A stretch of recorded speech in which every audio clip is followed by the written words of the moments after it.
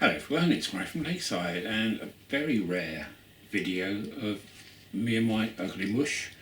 But I thought I would show you this because this is the first stages of the planning for the baseboards. So what I've done, I've just knocked up a very wobbly demonstration of the baseboards. Not so much the baseboards themselves, but the height and the depth of them, really. That's the bit which is important for me. As you know, one of the main remits for my layout is that I can sit down and I can work on the layout as I'm sitting down, if I want. And also I can sit here, and once the layout progresses, I can sit and just play trains, really. Much better than I did before, where I was constantly standing up and stretching and so forth. So what I've done, I've just knocked up a piece of MDF, one of the boards which was from the lower fiddle yard, and I've cut it down to 3 foot in depth, that way, and it's 2'6" high. Now I'm sitting on an old chair we've got, and this will be replaced by a height adjustable office chair. So, but this is kind of an average height, what I'm sitting on now. And this is absolutely perfect for what I want. As you can see, I've got 4 main tracks in front of me, which is really what I'm hoping to propose to do for the layout. So I have both outer tracks will be a stopping track, and the 2 inner tracks will be express tracks. And there will be feed-offs from these, feed-offs and feed-ons, so that I can have a stationary engine here in the platform, a stationary engine here in the platform, and with a track perhaps either side as well. So it's double-sided platform, and these 2 will remain clear for express trains just to go through, and when they do want to stop at a station, they can just pull off and come in. I will be fitting signals so that I don't have the situation where I had before, where it's kind of guessing where trains would be. So I will have signals so that I won't have the problem whereby I will crash into a stationary locomotive here, sitting at the platform. So this gives me, I mean, that's not critical that they go in this position, they might go a little bit further back or further forward, I don't know yet. But at least it gives me a fair amount of area here for platforms. Or if the platforms aren't there, then it's scenery or buildings or whatever. And I've got this amount of room at the back, which is probably, I don't know, 1'6", 1'9", something like that. About 1'9", I would think. So I can then have that area then for building up any other scenics I want, like not tunnels, but buildings, mountains, or hills anyway, not mountains, hills, like the one I've got down here, left over. Turntable, of course, with an engine shed. I've got masses of room now for an engine shed, and not only in depth, but I will have masses of room for the length as well, so I can feed them in. On that side, I definitely want 4 tracks running on that side of the room. Which is the window side, and on this side it may go down to 2 tracks, 2 express tracks, and these 2 outer tracks will feed in and then finish. Again, not too sure on that. I'm working on a plan at the moment for this, so I'm fiddling around doing different kind of setups. So there you go, that's the kind of basic plan. As you can see, I'm sitting down quite comfortably. There's not going to be any issues with me. If I stand up, I can reach to this, absolutely no problem, and that'll be the furthest part of the board. So there's no overstretching. Yeah, I'm going to have to stretch a little bit here, but you know, it's comfortable. It's not back breaking, and at least I can get to it. The important thing is with this layout is that, which I didn't have on the other layout, is that everything will be accessible to visitors or to me, so that anything I put on, any detail, is visual. It can be seen. People will be able to walk up to it and look at it and see whatever I've done, which they couldn't do, surprisingly enough, on the last layout. They had to stand at one end or peer over the back scene, or crawl underneath and pop up in the middle where the manor house used to be. As you can see, this is plenty deep enough to have the manor house. Yeah, I'm happy with this size of height and depth of the baseboards. Now, I will let you into a little bit of a secret in that one of the plans I've got is, as you know, I do like filming close-up panning shots of my locos going round, and I thought of different ways of doing this, and with the camera, which is what you're looking at now, it's a reasonably large camera. It's not too big, but it's reasonably big. If I can't use that, then I use a track cam and position it sort of low down on here. But I thought, wouldn't it be a cool way to be able to utilise that camera, which is pretty good quality, but have it on some kind of dolly. Now, I've seen some people using dollies and they have them on quite tall structures on the floor with the camera mounted on the dolly, and then they literally roll it along the floor, which is okay, but I want to improve on that. And I came up with an idea, and I've got to try it out yet, but I came up with an idea.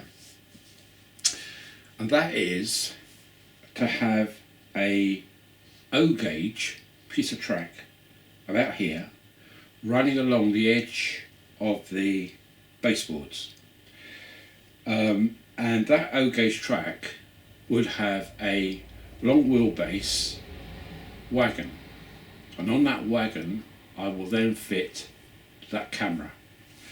So I will be able to either get my Class 50 or some other O-gauge loco to pull it along, and it should be reasonably smooth, pull it along the track as these locos are running through. So you will have the loco, or say if that's a loco, I will have the camera on the truck, on a dolly, not really a dolly, but on the truck, on the O-gauge track, running alongside like this. And that should give me a reasonably smooth operation. All in my head at the moment, it's just an idea. Obviously I've got to try it out and see what it comes up like. And I can probably pick up an old O-gauge truck for a couple of quid, I would think, and just experiment. But obviously I can't do that until I've got baseboards down. It's just an idea I've got running at the moment. With my American layout, which is going to go above the UK one, I haven't got it here, it's over there, but the depth of that is only going to be, I don't know, a foot or so wide, and it's purely for running there's not going to be many US locos and trains, and that will be above it, and it will probably be about the height of where this curve of this wall starts, and it would be very basic scenic. It would probably be sand and hills and things like that, but that'll be it. It's not going to be hugely detailed like this one will be. This will be the main layout, and the American layout will be just an additional fun thing for me, really, to run my US stock around, which I love. So that's about it. it's just really a brief overview of the plans ahead. As I say, the basic thing really is that I can sit down, I can work comfortably on the layout as I'm sitting down. If I have to stand up, fair bit, that's no problem, I can reach over there.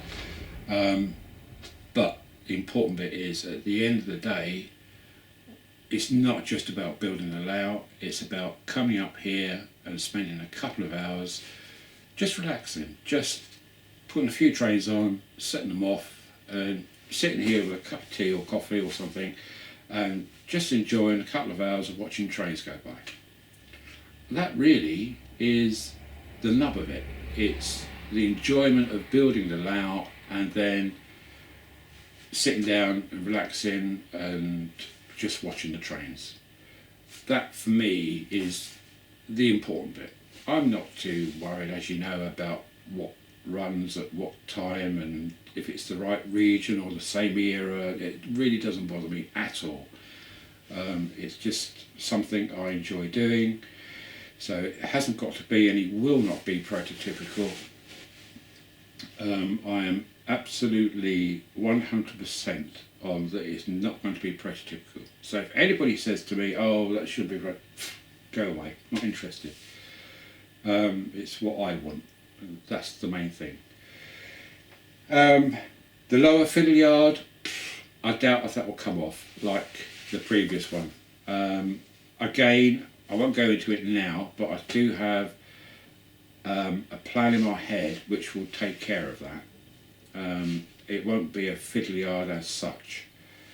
So I will leave it there for now until I get further down the line, excuse the pun, with building the baseboards. This is the main bit I'm concentrating on at the moment, and then all the rest will follow. And you'll understand, probably not initially, the things I'm doing might not make a whole lot of sense initially, but just bear with me, because later on you will find out why I've done something. It might not appear to be the correct procedure at the beginning, or you might think, well, why has he done that? Why didn't he do this? And well, there's going to be a reason. Unlike the other one, this is going to be planned. I'm not going to make it up as I go along. Right, so there we go, that's it for now. Oh, one last thing. A shout out to a guy who's been following me on my channel, and we've been talking, and his layout sounded very good, but there was no videos on his channel of it. So eventually I persuaded him to do a video. Bloody hell, it's it's a cracking layout, it really is. And I will put a link to his channel in the description below. And just go over and have a look at his first video, because like all of us, the layout's not finished by any means, but like me, he's done a layout where he's got UK and he's also got a fair bit of US stock as well, so that obviously interests me. But his layout is going to look good when it's not going to look good, it's going to look bloody great when he's finished with it. I mean, it looks good now, so by the time he's finished with it, or going towards the finishing line, then it's going to look absolutely superb. So have a look at his channel. His channel's name is Stretch Edit, and say I'll put the link in the description below. Just have a look, see what you think. I think it looks a promising layout, it really does. Okay, that's it for me now. So I'm going to go in. I've done my bit for the day in getting this up. I'm pleased with what I've got, so now at least I can plan ahead and order